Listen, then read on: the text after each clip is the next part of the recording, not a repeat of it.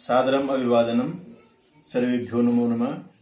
मैं डॉक्टर अरविंद कुमार गौड़ अपने सभी दर्शकों का, पाठकों का, श्रोताओं का अपने इस यूट्यूब चैनल में स्वागत करता हूं। आज हम हिंदी के एक बहुत ही महत्वपूर्ण विषय को लेकर के आप लोगों के बीच में हैं, उस पर चर्चा करेंगे, जो कि उच्च प्राथमिक कक्षाओं से लेकर के माध्यमिक कक्षाओं, उच्च कक्षाओं और यहाँ तक कि जो प्रतियोगी परीक्षाएं हैं, जो बड़ी बड़ी जो प्रतियोगी परीक्षाएं हैं, उनमें भी बहुत महत्वपूर्ण विषय है। उसको लेकर के हम चर्चा करेंगे। खास करके जो हमारा फोकस रहेगा माध्यमिक कक्षाओं पर रहेगा कि किस प्रकार से हम उस विषय वस्तु को हल कर सकते हैं, उसको पढ़ सकते हैं, बहुत आसानी से उसको हल कर सकते हैं। और वह विषय वस्तु है हिंदी में अपठित गद्यांश, अनसीन पैसेज, इसको अंग्रेजी में कहते हैं। तो अपठित गद्यांश पर हम आज विस्तार से चर्चा करेंगे। आशा करता हूं आप लोग ध्यान से देखेंगे और जो आपका संचित ज्ञान है, जो अर्जित ज्ञान है, उसमें निश्चित रूप से बढ़ोतरी होगी। और यदि आपको वीडियो पसंद आएगा तो शेयर कीजिए, और यदि अभी तक चैनल को सब्सक्राइब नहीं किया है तो चैनल को सब्सक्राइब अवश्य कीजिएगा।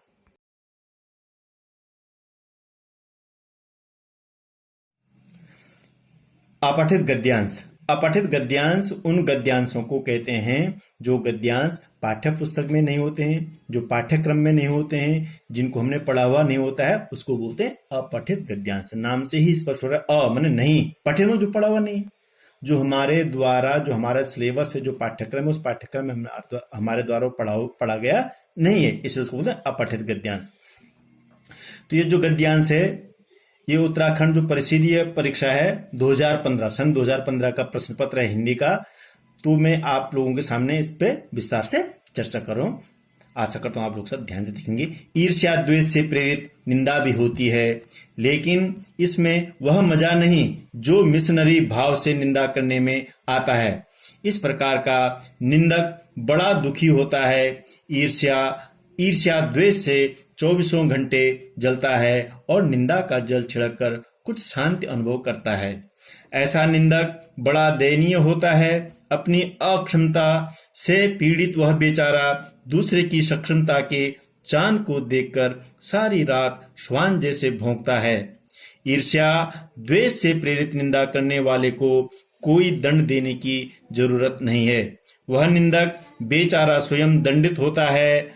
आप चैन से सोइए और वह जलन के कारण सो नहीं पाता, उसे और क्या दंड चाहिए।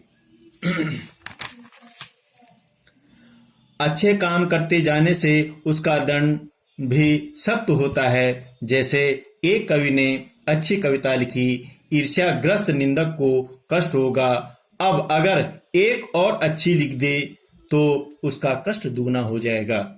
निंदा का उद्गम ही हीनता और कमजोरी से होता है। मनुष्य अपनी हीनता से दबता है।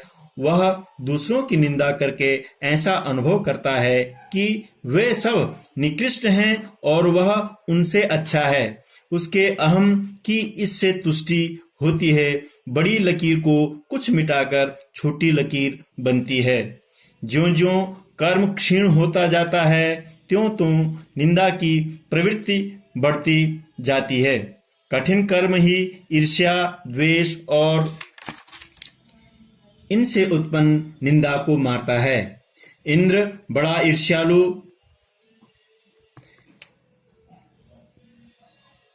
ईर्ष्यालु माना जाता है, क्योंकि वह निठल्ला है। स्वर्ग में देवताओं को बिना उगाए अन्न, बे बनाए महल और बिन बोए फल मिलते हैं। अकर्मण्यता में उन्हें अप्रतिष्ठित होने का भय बना रहता है, इसलिए कर्मी मनुष्यों से उन्हें ईर्ष्या होती है। सर्वप्रथम मैं अपने पाठकों को और दर्शकों को यह कहना चाहता हूं कि जब भी आप परीक्षा में बैठते हैं, जो ऐसे अपठित गद्यांश होता है उसको कम से कम 3 बार पढ़िए। कितनी बार पढ़िए? 3 बार पढ़िए। उसके बाद उसके संबंधित जो नीचे प्रश्न दिए हुए हैं उन प्रश्नों को पढ़िए। तो इस गद्यांश से संबंधित जो प्रश्न हैं, मैं उन प्रश्नों को पढ़ रहा हूं और उन प्रश्नों का उत्तर किस प्रकार से हमको हल करना है, इस पर चर्चा कर रहा हूं, आप ध्यान से देखिएगा। सबसे पहला प्रश्न दिया गया है इस गद्यांश से संबंधित, ईर्ष्या द्वेष से प्रेरित निंदक को दंड देने की जरूरत क्यों नहीं होती? ईर्ष्या द्वेष से प्रेरित जो निंदक हैं उनको दंड देने की जरूरत क्यों नहीं होती है? अब क्या होता है, हमारे जो पाठक हैं, हमारे जो विद्यार्थी हैं, जो परीक्षार्थी हैं, वो इसको ढूंढते हैं, उस गद्यांश में ढूंढते हैं निंदक को दंड देने की जरूरत नहीं होती है, इस वाक्य को ढूंढते हैं। अब देखो ये वाक्य उनको यहां पर मिलेगा, ये लिखा हुआ यहां पर, ये ईर्ष्या द्वेष से प्रेरित निंदा करने वालों को कोई दंड देने की जरूरत नहीं है। ये आप ध्यान से देखेंगे, ईर्ष्या द्वेष से प्रेरित निंदा करने वालों को कोई दंड देने की जरूरत नहीं है। अधिकतर जो मेरा अनुभव है, जो मैं देखता हूं, तो जो परीक्षार्थी होते हैं इस लाइन को उतार करके इसका उत्तर लिख देते हैं।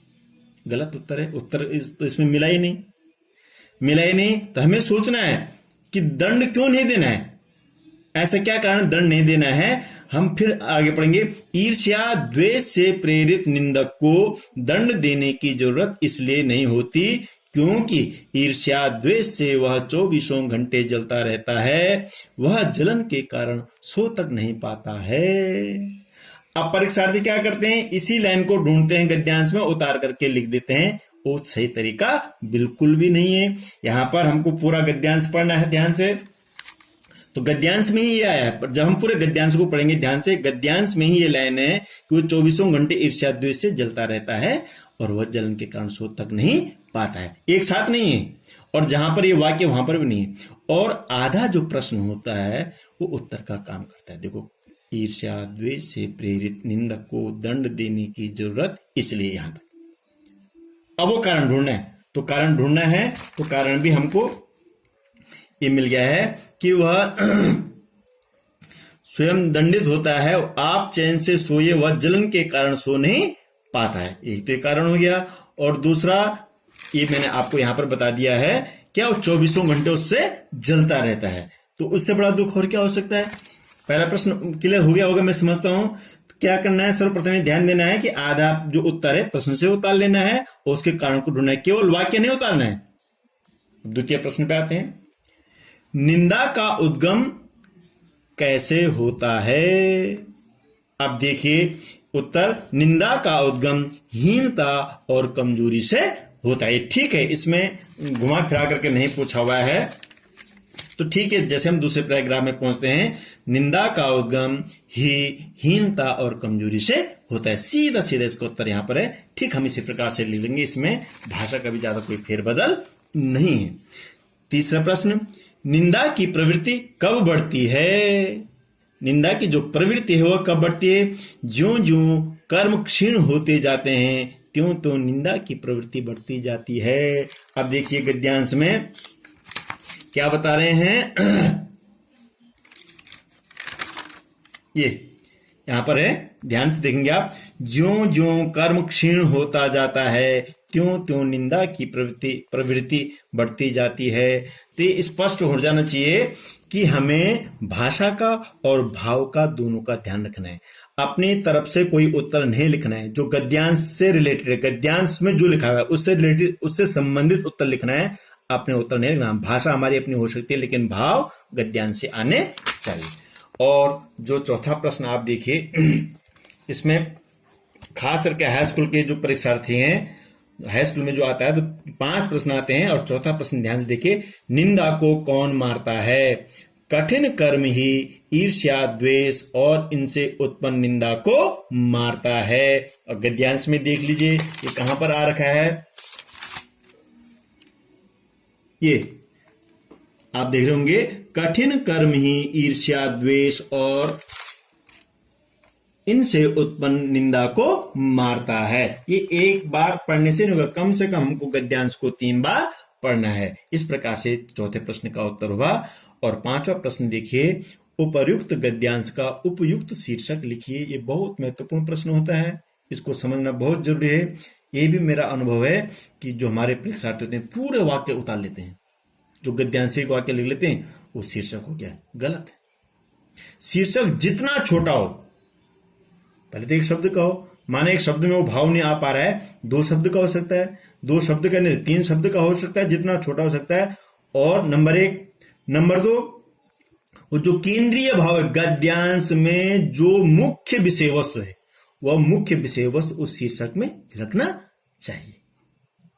और एक ही गद्यांश के कई शीर्षक हो सकते हैं, उसमें ऐसे कोई घबराने वाली बात नहीं, या संदेह में आने वाली बात नहीं, या ऐसे नहीं सोचने कि यार इसका तो ये हो गया, दूसरा नहीं हो सकता, नहीं।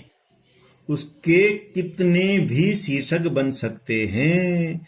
अब मैं किस प्रकार से इन प्रश्नों को हल करना है, इस फिर एक बार महत्वपूर्ण बिंदु आपके साथ साझा कर रहा हूं।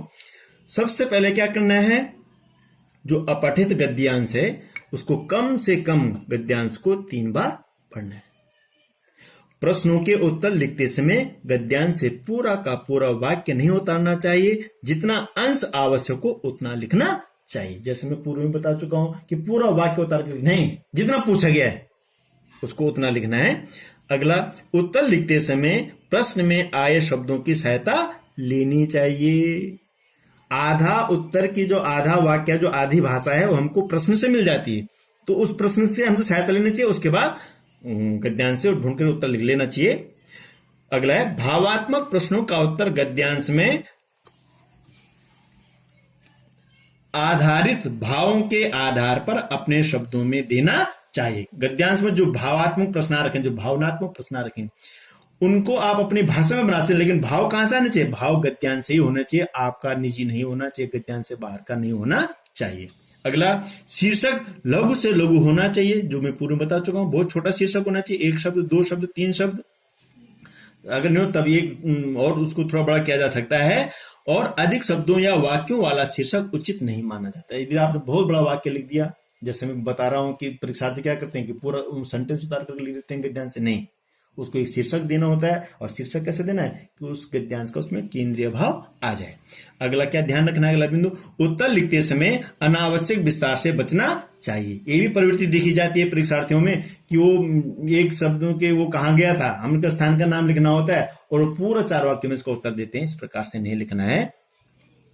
अगला, जितना प्रश्न में पूछा है उतना उत्तर लिखना है। जितना पूछा गया उतना लिखना है। कई बार क्या होता है कि यह कार्य किसने किया, ऐसा प्रश्न पूछा जाता है और गद्यांश में आ रखा होता है कि इसने यह कार्य किया, तो परीक्षार्थी क्या लिखते हैं कि इसने यह कार्य किया। नहीं, इसने की जगह में उसका नाम आना है, उससे पहले वाक्य में जो नाम आ रखा वो नाम आना चाहिए। इस प्रकार से हमको गद्यांशों में जो उत्तर है, अपठित गद्यांश, उनके उत्तर लिखने में सावधानी बरतनी चाहिए। शीर्षक छोटा से छोटा होना चाहिए, भाषा अपनी होनी चाहिए, लेकिन भाव गद्यांश से होना चाहिए। और आधा जो उत्तर है उसको हम प्रश्न के उससे बना सकते हैं। आशा करता हूं आप लोग उनका काफी कुछ इससे क्लियर हुआ होगा। जो संदेह था वो संदेह दूर हुआ होगा। और अपठित गद्यांशों को किस प्रकार से हल करना है, किन किन महत्वपूर्ण बिंदुओं को हमको ध्यान रखना है, आप लोग उन बिंदुओं को समझ रहे होंगे। उन बिंदुओं का अनुसरण करके अपने प्रश्न पत्र में अपठित गद्यांश को हल करेंगे। धन्यवाद।